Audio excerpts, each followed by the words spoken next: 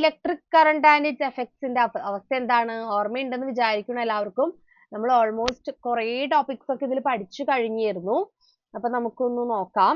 നമ്മൾ എന്തൊക്കെയാ പഠിച്ചത്? Electric current and it's effects. ആദ്യം തന്നെ ഇലക്ട്രിക് കറണ്ട് എന്താന്ന് പഠിച്ചിരുന്നത്. അപ്പൊ നമ്മൾ ചാർജ് എന്ന് പറയുന്ന ഒരാളെ പഠിച്ചു. പിന്നെ പോസിറ്റീവ് നെഗറ്റീവ് ചാർജിന്റെ പ്രോപ്പർട്ടീസ് പഠിച്ചു. കണ്ടക്ടറുകളും ചാലകങ്ങളും കുചാലകങ്ങളും എന്താണ്, കണ്ടക്ടേഴ്സ് ഇൻസുലേറ്റേഴ്സ് എന്താന്ന് പഠിച്ചു. കുറേ സിമ്പിൾസ് പഠിച്ചു അല്ലെ, എങ്ങനെയാണ് ഓരോ ഇലക്ട്രിക് കോമ്പോണൻസിനെയും വരയ്ക്കുന്നത്. ഇപ്പോ സർക്യൂട്ട് വരയ്ക്കുമ്പോൾ നമ്മളൊരു ബൾബിനെ നല്ല ഭംഗിയിൽ ബൾബൊക്കെ ആയിട്ട് വരച്ചു വെച്ചാലും നമുക്ക് മാർക്കൊന്നും കിട്ടില്ല. നമ്മൾ എന്ത് ചെയ്യണം? കറക്റ്റ് അതിന്റെ സിമ്പിൾ വരയ്ക്കണം. ഓരോന്നിനും ഫിസിക്സിൽ ഓരോ സിമ്പിളുകൾ ഉണ്ട്. ആ ഒരു കാര്യം തന്നെ ചെയ്യും. ഇതുപോലത്തെ നല്ല ഭംഗിയുള്ള ബാറ്ററി കളറൊക്കെ അടിച്ച് വരച്ചു വെച്ചാൽ നമുക്ക് മാർക്ക് കിട്ടില്ല. കാരണം സിമ്പിൾസ് നോക്കി തന്നെയാണ് സർക്യൂട്ടുകൾ ഡിസൈൻ ചെയ്യേണ്ടത്. എന്നിട്ട് അതിൽ ഓരോ കോമ്പോണൻസിനെ പഠിച്ചു. എന്താണ് ഒരു സർക്യൂട്ട് എന്ന് പറഞ്ഞാൽ എന്താണെന്ന് പഠിച്ചു. എന്നിട്ട് നമ്മൾ ഹീറ്റിംഗ് എഫക്റ്റിലേക്ക് കടന്നു അല്ലെ. ഇതാണ് ശരിക്കും ഇതിന്റെ പാഠത്തിന്റെ മെയിൻ ആയിട്ടുള്ള കാര്യം. എഫക്ട്സ് ഓഫ് ഇലക്ട്രിക് കറണ്ട് തന്നെയാണല്ലോ ചാപ്റ്ററിന്റെ പേര്. അപ്പൊ ആ എഫക്റ്റ് ആണ് നമ്മള് ഇവിടെ പഠിക്കുന്നത്. ഇവിടെ ചാറ്റ് ബോക്സിൽ വേറെ ചാറ്റ് ഒന്നും വേണ്ട. നിങ്ങൾ തമ്മിൽ പരിചയപ്പെടലും കാര്യങ്ങളൊന്നും ഇവിടെ വേണ്ട കേട്ടോ. ഇവിടെ ഞാൻ ചോദിക്കുമ്പോൾ അതിനുള്ള ആൻസേഴ്സ് മാത്രം ചാറ്റിൽ പറഞ്ഞാൽ മതി. ഓക്കെ. അപ്പൊ പിന്നെ നമ്മൾ ഇതായിരുന്നു മെയിൻ ആയിട്ടുള്ള കാര്യം അല്ലെ. എന്താണ് ഹീറ്റിംഗ് എഫക്റ്റ് എന്ന് പറയുന്നത്? കറണ്ട് ഒരു മെറ്റീരിയലിലൂടെ അല്ലെങ്കിൽ ഒരു ചാലകത്തിലൂടെ കടന്നു പോകുമ്പോൾ അത് അവിടെ ചൂടാകും. എന്ത് ചൂടാകും? ആ മെറ്റീരിയൽ അല്ലെങ്കിൽ ആ മെറ്റൽ ചൂടാകും.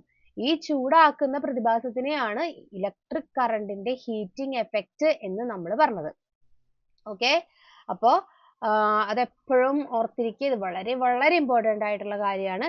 അപ്പോൾ ഒരു ഇലക്ട്രിക് ഡിവൈസിൽ കറണ്ടിന്റെ ഒഴുക്ക് മൂലം ചൂട് ഉണ്ടാകുന്നതിനെയാണ് heating effect of electric current എന്ന് പറഞ്ഞത്. പിന്നെ നമ്മൾ റെസിസ്റ്റൻസ് എന്താന്ന് പഠിച്ചു അല്ലെ. നമ്മൾ ഹീറ്റിംഗ് എഫക്റ്റ് ഓഫ് ഇലക്ട്രിക് കറണ്ടിൽ ഏറ്റവും ഒഴിച്ചുകൂടാൻ പറ്റാത്ത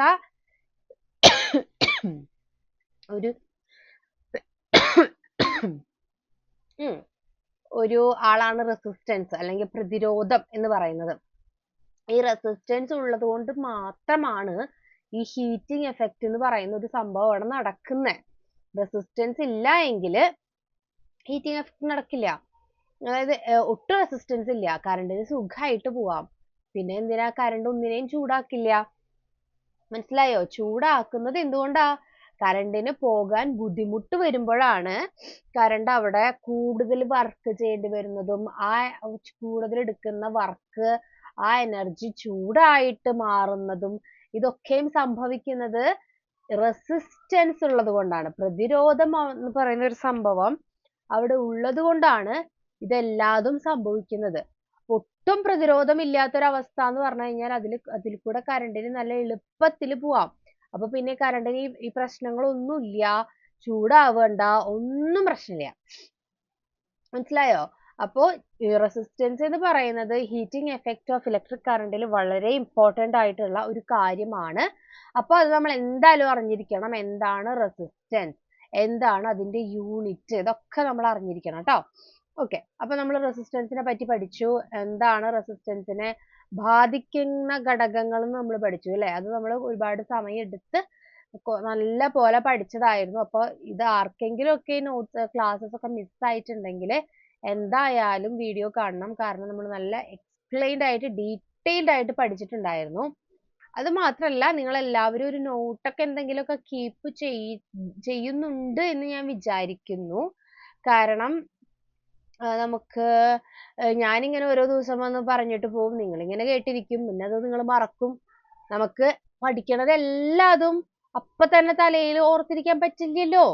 നമുക്ക് എന്തെങ്കിലും ഒരു റെഫറൻസ് വേണ്ടേ? അതിന് വേണ്ടിയിട്ടാണ് നമ്മൾ നോട്ട്സ് കീപ്പ് ചെയ്യാന്ന് പറയുന്നത്. അതിനല്ലേ നിങ്ങൾ നോട്ടൊക്കെ എഴുതുന്നത്. നിങ്ങൾക്ക് എല്ലാ കാര്യങ്ങളും ഓർമ്മയുണ്ടെങ്കിൽ പിന്നെ നോട്ട് എഴുതേണ്ട കാര്യമില്ലല്ലോ. ക്ലാസ്സിൽ കേട്ടു പഠിച്ചു, ആ പരീക്ഷ എത്തിയ പോരെ. അപ്പൊ എല്ലാ കാര്യങ്ങളും എല്ലാവർക്കും ഓർത്തിരിക്കാൻ പറ്റില്ല. എല്ലാവർക്കും ആർക്കും ഓർത്തിരിക്കാൻ പറ്റില്ല. അപ്പൊ അതുകൊണ്ട് നമ്മുടെ ക്ലാസ്സുകൾക്ക് വേണ്ടിയിട്ട് എന്തായിരുന്നു, എന്തോ പറയുന്നുണ്ടല്ലോ ചാറ്റില്. സാറ്റർഡേന്ന് മാറ്റാനോ എന്തായിരുന്നു? മനസ്സിലായില്ല കേട്ടോ. ഓക്കെ, അപ്പൊ നോട്ട്സ് ഉണ്ടെങ്കിൽ ഇറ്റ്സ് റിയലി ഗുഡ്. കാരണം നിങ്ങൾക്കിപ്പോ എന്തെങ്കിലും ഒരു സംശയം തോന്നി, ഒന്ന് നോട്ട് എടുത്തൊന്ന് നോക്കാം എന്നുള്ള ഒരു സാഹചര്യം ഉണ്ടാക്കണം. അപ്പൊ എല്ലാവരും നോട്ട്സ് എഴുതണം. നിർബന്ധമായിട്ടും നോട്ട്സ് എഴുതണം കേട്ടോ. ഓക്കെ, നോട്ടൊക്കെ എഴുതി എന്നൊക്കെ പറയുന്നുണ്ട്. Very good. ഓക്കെ, അപ്പോ നക്ഷത്ര, മാളവിക ഒക്കെ വന്നിട്ടുണ്ട്. ഓക്കെ, അപ്പൊ ഇതൊക്കെ നമ്മൾ ഡിസ്കസ് ചെയ്ത് കഴിഞ്ഞ കാര്യങ്ങളാണ്. ഫാക്ടേഴ്സ് എഫക്റ്റിംഗ് റെസിസ്റ്റൻസ്, പ്രതിരോധത്തെ ബാധിക്കുന്ന ഘടകങ്ങൾ. ഇവിടം തൊട്ടാണ് നമുക്കിനി പഠിക്കാനുള്ളത് എന്ന് തോന്നുന്നു. ഇത് നമ്മൾ പറഞ്ഞോ? ഇല്ല അല്ലെ? ഇത് പറഞ്ഞിരുന്നോ? ഫാക്ടേഴ്സ് എഫക്റ്റിംഗ് ഹീറ്റിംഗ് പറഞ്ഞിരുന്നു. എനിക്ക് ഓർമ്മയുണ്ട്. ഞാൻ നിങ്ങളോട് ഇത് അത്ര കാര്യമായിട്ട് ആലോചിക്കണ്ട. കാരണം നമ്മള് റെസിസ്റ്റൻസിനെ ബാധിക്കുന്ന ഘടകങ്ങൾ എന്താന്ന് പറഞ്ഞിരുന്നു അല്ലെ? റെസിസ്റ്റൻസിനെ ബാധിക്കുന്ന ഘടകങ്ങൾ പറഞ്ഞിരുന്നു. അപ്പൊ ഞാൻ പറഞ്ഞു, ഇനി കറണ്ടിന്റെ ഇലക്ട്രിക് ഹീറ്റിംഗ് എഫക്റ്റിനെ ബാധിക്കുന്ന കുറച്ച് ഘടകങ്ങൾ ഉണ്ട്. പക്ഷേ അത് നിങ്ങൾ അത്ര കാര്യം ആയിട്ട് നോക്കണ്ട. ഇങ്ങനെ തന്നെ പഠിച്ചു വെച്ചാൽ മതി. റെസിസ്റ്റൻസിനെ ബാധിക്കുന്ന ഘടകങ്ങൾ തന്നെയാണ് ഹീറ്റിംഗ് എഫക്റ്റിനെയും ബാധിക്കുന്ന ഘടകങ്ങൾ അല്ലേ? പക്ഷെ ഇനി സെപ്പറേറ്റ് ആയിട്ട് ഈ തന്നിരിക്കുന്ന ഓപ്ഷൻസിൽ നിന്ന് ഹീറ്റിംഗ് എഫക്റ്റിനെ ബാധിക്കുന്ന ഘടകങ്ങൾ ഏതൊക്കെ എന്ന് സെപ്പറേറ്റ് ആയിട്ട് ചോദിച്ചാൽ മാത്രം നിങ്ങൾക്കൊരു കൺഫ്യൂഷൻ, അയ്യോ അത് പറഞ്ഞിട്ടുണ്ടായിരുന്നില്ലല്ലോ എന്നുള്ളൊരു കൺഫ്യൂഷൻ വരണ്ടെന്ന് വെച്ചിട്ട് പറഞ്ഞതാണിത്. എന്താണ്? എത്രത്തോളം കറണ്ട് ഒഴുകുന്നുണ്ട് എന്നുള്ളത് ഹീറ്റിംഗ് എഫക്റ്റിനെ ബാധിക്കുന്ന ഘടകമാണ്. ഇതൊക്കെ പറഞ്ഞു കഴിഞ്ഞതാട്ടോ. കാണില്ലെങ്കിൽ കുഴപ്പമില്ല, ഞാൻ പറയുന്നുണ്ടല്ലോ. എന്താണ്? എത്രത്തോളം കറണ്ട് ഒഴുകുന്നുണ്ട്. അപ്പോ ഞാൻ ഉദാഹരണം പറഞ്ഞിരുന്നു. രണ്ട് ഒരേ റെസിസ്റ്റൻസ് ഉള്ള ഒരേ വലിപ്പമുള്ള രണ്ട് മെറ്റലുകൾ എടുത്തു.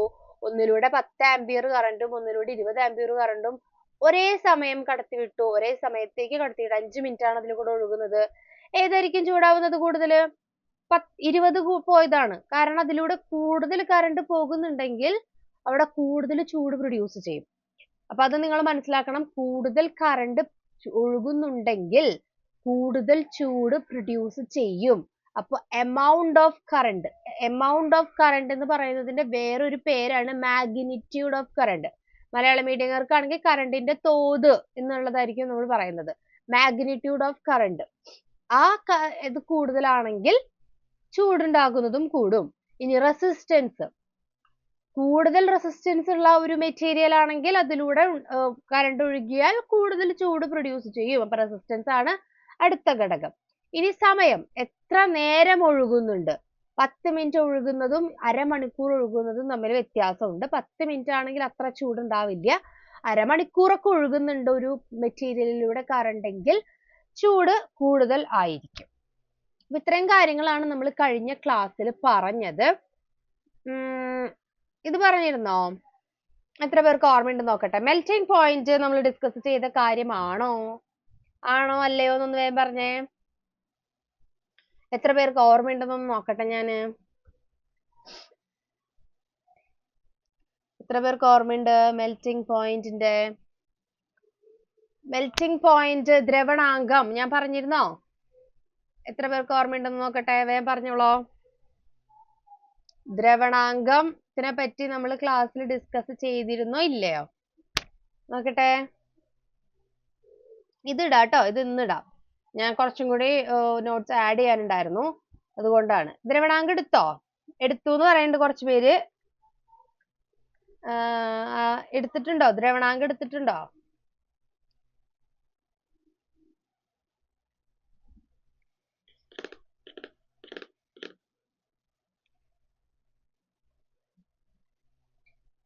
എടുത്തു, പറഞ്ഞു, അത്രേ ഉള്ളൂ.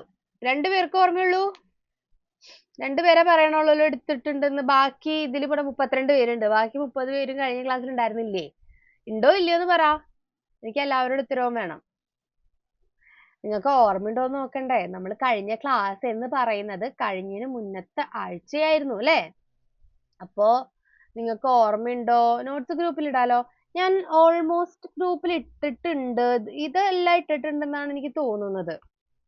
ഇത് ഇട്ടിട്ടുണ്ടെന്നാണ് എൻ്റെ ഒരു ഓർമ്മ. നിങ്ങൾ ഒന്നും കൂടി ഒന്ന് ചെക്ക് ചെയ്ത് നോക്കിക്കോളൂ കേട്ടോ. ഞാൻ എന്തായാലും ഒന്നും കൂടി ഇടാം, കുഴപ്പമില്ല. ഇന്നത്തെ ക്ലാസ് കഴിയുമ്പോൾ ഇന്നത്തെ നോട്ട് കൂടിയിട്ട് ഞാൻ എന്തായാലും ഇടും. ബട്ട് കഴിഞ്ഞതിന് മുന്നത്തെ ആഴ്ചത്തെയാണിത്. അപ്പൊ ഞാനിത് ഇട്ടിട്ടുണ്ടെന്നാണ് എനിക്ക് തോന്നുന്നത്. ലാസ്റ്റ് ക്ലാസ് പക്ഷെ കുഴപ്പമില്ല. ലാസ്റ്റ് ക്ലാസ് എന്ന് പറയുന്നത് മാത്സ് ആയിരുന്നില്ലേ? ഇന്നപ്പോ പ്രശ്നം ഉണ്ടാവില്ല. ഓക്കെ, അപ്പൊ ഇത് എടുത്തിട്ടുണ്ടായിരുന്നു. മെൽറ്റിംഗ് പോയിന്റ് എന്താണ്, ദ്രവണാങ്കം എന്താണെന്ന് ഞാൻ പറഞ്ഞു.